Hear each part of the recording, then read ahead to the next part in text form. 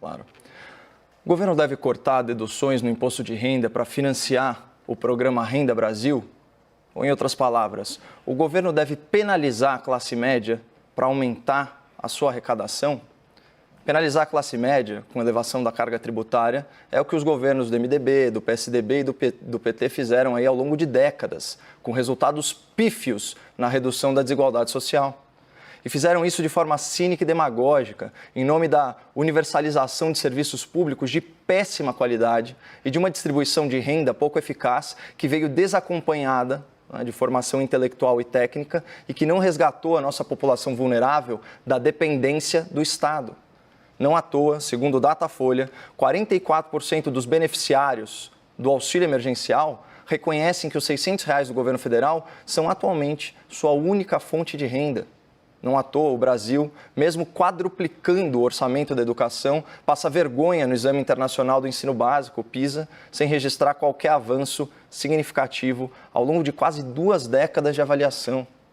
E quem financia esse Estado gastador, ineficiente e assistencialista?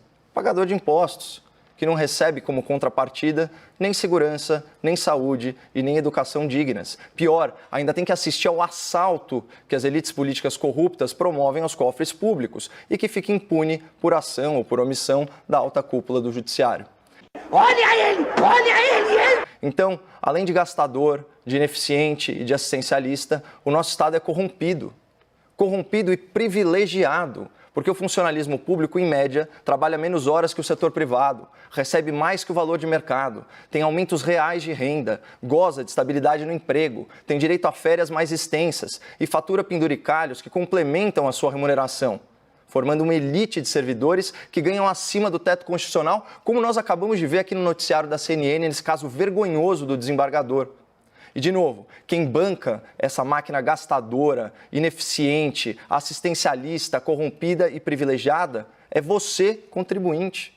A atual carga tributária no Brasil é superior a 1/3 do produto interno bruto. Então, em média, cada habitante do nosso país recolhe mais de R$11 mil de impostos por ano e trabalha pelo menos 4 meses. 4 meses só para quitar as suas despesas diretas e indiretas com o governo. Eu não suporto mais. Eu cheguei no limite.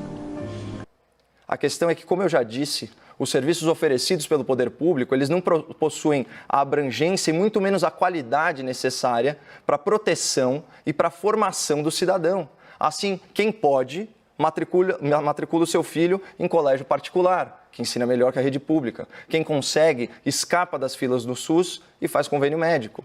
E quem tem condição, contrata seguro para os seus bens e fica enclausurado em prédios ou casas muradas com portaria 24 horas. Essas são algumas realidades das famílias de média e alta renda, que nominalmente são os maiores pagadores de tributo da sociedade civil. Eles pagam imposto sobre as suas propriedades, móveis e imóveis, imposto sobre o seu consumo, imposto sobre a sua renda, imposto sobre os empregos que geram, imposto sobre suas operações financeiras. Isso sem falar nas taxas, nas licenças e por aí vai. Isso é uma vergonha. E depois de contribuir com governos gastadores, ineficientes, assistencialistas, corrompidos e privilegiados, isso em todas as esferas, tá? Municipal, estadual e federal, o cidadão conquistou o direito de, pelo menos, abater do seu imposto de renda seus gastos com saúde particular e educação privada, serviços básicos que o Estado deveria prover gratuitamente e com qualidade por obrigação constitucional. Embora contabilmente os descontos com as despesas médicas e despesas educacionais sejam deduções tributárias, retirá-las tem o mesmo efeito prático de aumentar impostos, de aumentar a arrecadação do governo. E eu sou e sempre fui contra o aumento de impostos, ainda mais durante uma crise econômica em que 2/3 da população economicamente ativa alega queda de renda. O espectador um pouco mais assíduo da CNN já me viu falar em substituição de impostos, mas sem aumentar a carga tributária geral e sempre visando tornar o nosso sistema arrecadatório mais justo para os mais vulneráveis e mais estimulante para a geração de emprego. Por isso eu vejo com bons olhos aquela ideia já debatida aqui do microimposto digital, que incidiria com uma alíquota baixíssima sobre as transações financeiras virtuais, mas desde que ele seja implementado para substituir os impostos que sufocam a folha de pagamento, principalmente na faixa até 2 salários mínimos. E a lógica é elementar. Se contratar fica mais barato para o empregador, a chance da iniciativa privada de criar novos postos de trabalho é muito maior. E essa medida não afetaria negativamente o salário do empregado. Isso é muito diferente, mas assim, muito diferente de apertar as famílias de média e alta renda para arrecadar fundos para um programa de renda mínima, independentemente dos méritos desse programa. Não é isso que a gente está discutindo aqui. Se o governo quiser fazer caixa, ele que se empenhe em economizar despesas. E a forma mais imediata de fazer isso é agilizando o trâmite da reforma administrativa, que ontem foi tema do nosso debate. Se o Renda Brasil tiver orçamento anual aí de 50 bilhões de reais, como está sendo ventilado pela imprensa ao longo do dia, a reforma administrativa sozinha poderia garantir a viabilidade do programa por muitos anos. E para fechar, um registro muito importante. Seria uma enorme decepção assistir a um governo eleito com um discurso liberal estrangular a família brasileira com encargos tributários. O caminho agora é poupar os cofres públicos e não bater a carteira do cidadão contribuinte. Suas primeiras considerações, por favor. Obrigado, Mona Lisa. Caio, vamos concordar novamente, em parte. Minhas amigas, meus amigos, boa noite.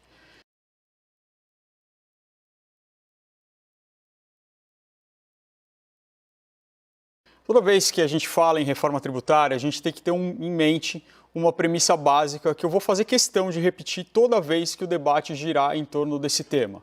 O Brasil tributa muito e o Brasil tributa mal. Tributa muito quem sofre o maior impacto do imposto de renda em seu patrimônio e na sua renda. E tributa pouco quem tem maior capacidade contributiva, quem acumula a maior parte da riqueza no Brasil. A tentativa de aumentar o lençol, tirando a coberta de quem já está passando frio e não de quem tem um guarda-roupas lotado de roupas quentinhas. Medidas como essas não ajudam o Brasil a enfrentar o seu maior e mais crônico problema, ao lado do racismo, que é a histórica, terrível e inaceitável desigualdade social.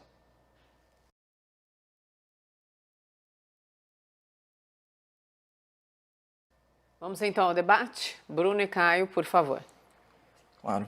Bom, no espírito aí da convergência de ideias, né, eu subscrevo aí a sua frase de efeito inicial, doutor. Realmente, o Brasil tributa muito e tributa mal. Eu queria só fazer uma ressalva à sua fala. Eu acho precoce a gente criticar o governo, seja de forma positiva ou seja de forma negativa, sem saber o valor oficial proposto para o programa Renda Brasil, né? Então, é fundamental deixar isso bem claro para o espectador que nós estamos aqui conjecturando, nós estamos elucubrando e tecendo hipóteses, né? E também é importante colocar que a renda mínima no Brasil é uma construção de décadas. Ela nasce no governo social-democrata do Fernando Henrique Cardoso, por meio de uma série de programas que posteriormente são unificados por ideia, inclusive, de um governador tucano, né, na gestão Lula. Isso, diante daquela dificuldade de implementar o programa Fome Zero, tudo isso é unificado, né, Vale Gás e tantas outras bolsas, né, por assim dizer, Bolsa Escola e por aí vai. Isso se torna o Bolsa Família, que tem aí uma remuneração média por família em torno de R$ 186. Ela oscila entre 186, 190, 191 reais. É muito diferente do cenário atual do auxílio emergencial, no qual as famílias do Bolsa Família, a maioria delas aderiu ao auxílio emergencial, porque obviamente são valores maiores, né, que está beneficiando essa população vulnerável, muitas vezes em valores superiores a R$ 1.000. E óbvio que isso não é sustentável aí no médio prazo. Então, qual que é a ideia aqui? É aproveitar que essa foi uma medida bem-vinda, né, não só pela sociedade, mas os economistas também aprovaram essa medida. Isso, querendo ou não, está segurando o nosso consumo interno. A gente já mostrou aqui para o espectador da CNN os dados da pesquisa Datafolha que mostram que mais 50% desses valores são destinados para gastos de alimentação. Você tem 25% de contas a pagar e outros 16% em despesas do lar, com produtos de higiene, esse tipo de coisa. Então, aqui a gente não está criticando o mérito do programa em si, mas sim criticando de onde pode vir esse dinheiro. Se é via tributação ou aumento de tributos, se é via endividamento do poder público, né, ou se será pelo corte de despesas. Eu acho que esse que é o tema principal do debate. Caio, exatamente, concordo exatamente com você. E quando se falou pela primeira vez da extinção das deduções do imposto de renda, o que se tinha em mente, na verdade, era fazer uma dedução, era extinguir essas deduções para que depois se diminuíssem algumas alíquotas do imposto de renda. Porque, claro, de fato, o impacto financeiro nas despesas, na verdade não entra como despesas, entra como renúncias, o impacto disso no orçamento acaba sendo de uma ordem muito grande. Nós, quem recebe uma renda mensal acima de 4.600 e pouquinho por mês, paga já a alíquota maior de 27,5%. Isso faz com que quem ganha 55 mil por ano paga de imposto de renda a mesma coisa, a mesma alíquota, que quem ganha 55 mil reais por mês. E ora, isso é claro que é um absurdo. É claro que isso é uma discrepância. É aí que tem que mexer. Não tem que criticar o pobre do cidadão médio que está ali realmente contando o papelzinho no fim do mês para poder fechar as contas. Não poderia concordar mais, né? E principalmente se já que a gente está falando de faixas de imposto de renda, né, o Estado brasileiro ele já começa tributando pesado, né, doutor? 7,5% para quem ganha R$ 1.900, né? Então é disso que a gente está falando. E, de novo, essa hipótese que o doutor Bruno colocou também seria uma hipótese de substituição, né? Porque nenhum tributo é um fim em si mesmo, né? O que a gente não admite aqui, ou que eu imagino que a gente não admita, eu acho que deve ser um ponto pacífico, é não aumentar a carga tributária. Então, se for mais racional e se for mais progressivo, de acordo com o princípio da capacidade contributiva, da capacidade econômica de cada cidadão, se for mais racional extinguir as deduções para baixar as alíquotas em geral, ou até de dar uma isenção completa para as faixas de renda mais baixas, eu acho isso perfeitamente razoável. O que você não pode, em hipótese alguma, é aumentar a carga tributária. E se você tira a dedução e não faz mais nada e deixa como está, na prática você aumenta a carga tributária e isso, a sociedade, isso tanto na oposição quanto na situação, né, as lideranças políticas, elas têm que insurgir contra essa sanha arrecadatória, né, que geralmente é uma tentação, vamos dizer assim, ubíqua em todos os governos.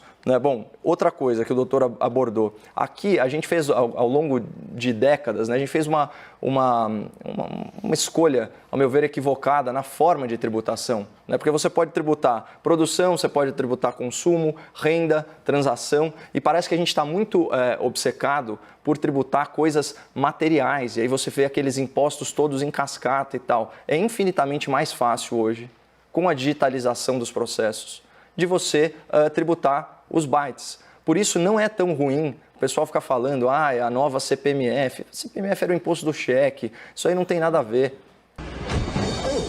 É muito mais adequado você perceber a movimentação financeira, né, ampliar a base tributária, né, e aí colocar uma alíquota baixíssima. E nisso você vai desonerando folha de pagamento, você vai corrigindo essas distorções, mas nunca aumentando a carga tributária. Isso daí tem que ser, vamos dizer assim, um imperativo categórico da gestão fiscal do governo.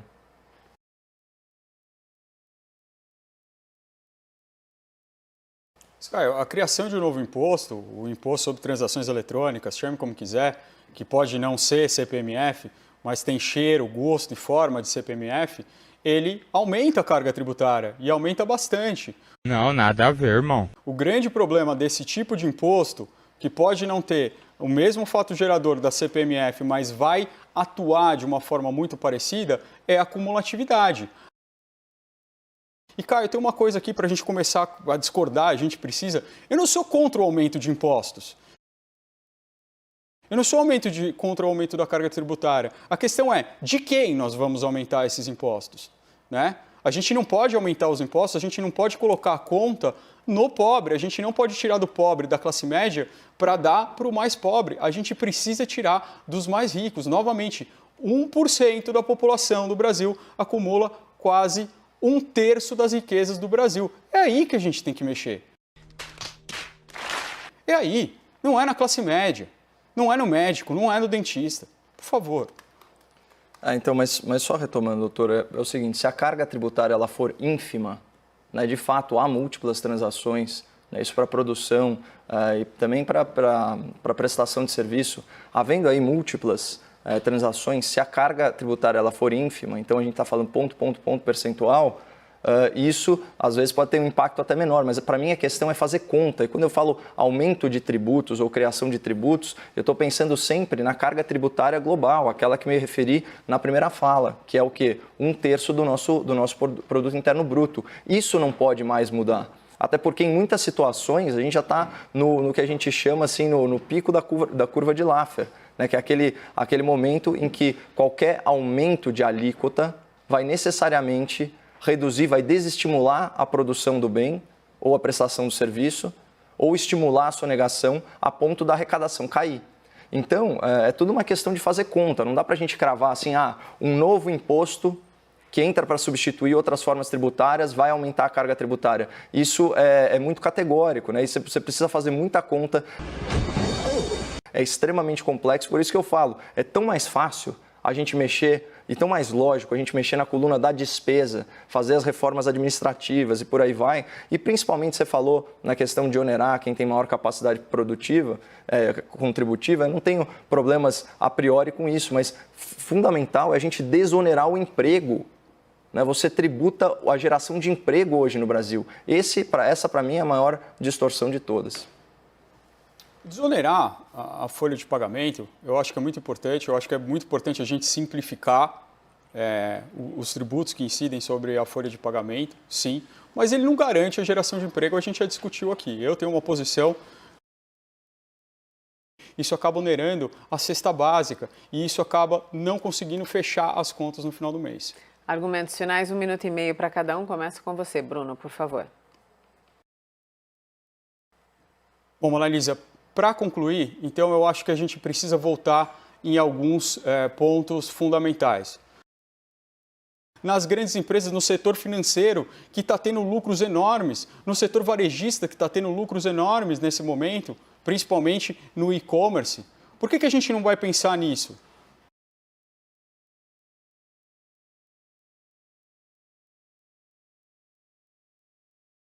A gente precisa ir nesses lugares. É claro, a gente está mexendo com grandes poderosos.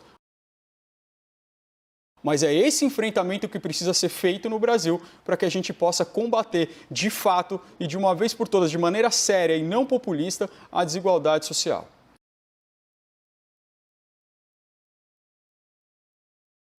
Caio, 1 minuto e meio, argumentos finais? A história mostra que aumentar a tributação em setor produtivo é um grande desastre, mas assim, dentro das minhas limitações cênicas, vou aproveitar que a gente teve pouca divergência, doutor, para declamar aqui um trecho contundente da música Chega, do Gabriel o Pensador, que é uma letra que lava a alma e que tem tudo a ver com esse tema aí do excesso, né, de tributação aqui no Brasil.